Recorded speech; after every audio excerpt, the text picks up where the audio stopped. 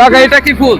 Rod stick ফুল। আসসালামু আলাইকুম প্রিয় বন্ধুরা, আমি এখন আছি যশোরের গদখালি ফুলের হাটে।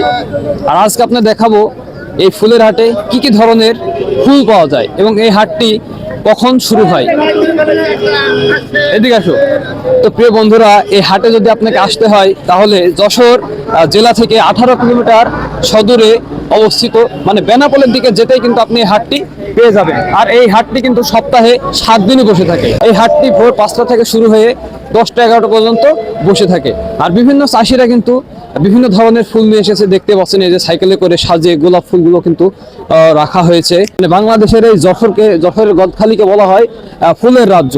দেখুন এখানে হচ্ছে যে এই যে ডালিতে করে কিন্তু দেখেন ফুলগুলো কিন্তু রাখা হয়েছে ডালিতে করে। আর এখানে কিন্তু ফুলের দাম কিন্তু খুবই কম, দেখতে পাচ্ছেন বিভিন্ন গ্রেড করে কিন্তু এই ফুলগুলো রাখা হয়েছে। এক একটা গ্রেডের এক এক দাম।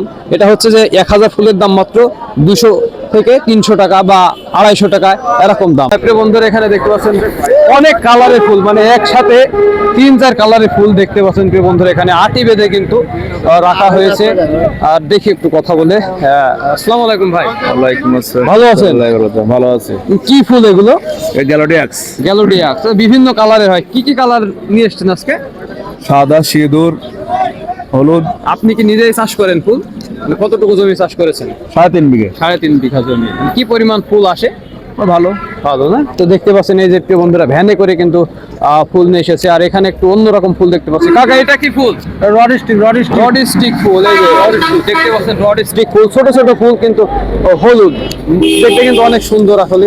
আর এই যে এটা হচ্ছে যে রজনীগন্ধা স্টিক আটি বেঁধে কিন্তু নিয়ে আসে। হাইব্রিগেড না, হাইব্রিগেড রজনীগন্ধা স্টিক দেখতে পাচ্ছেন প্রিয় বন্ধুরা। রাস্তার পাশ দিয়ে কিন্তু এই বাজারটি বসেছে প্রত্যেক দিন সকাল 5টা থেকে এই বাজারটি শুরু হয়ে 10টা 11টা পর্যন্ত বসে থাকে। বিভিন্ন গ্রাম থেকে কিন্তু ফুল চাষিরা এই ফুল নিয়ে আসে।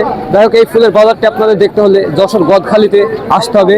তো যশোর গদখালিকে বলা হয় ফুলের রাজ্য। আজকের ভিডিওটা এখানে শেষ করলাম। দেখা হচ্ছে পরবর্তী ভিডিওতে। ভালো থাকবেন, সুস্থ থাকবেন। আল্লাহ হাফেজ।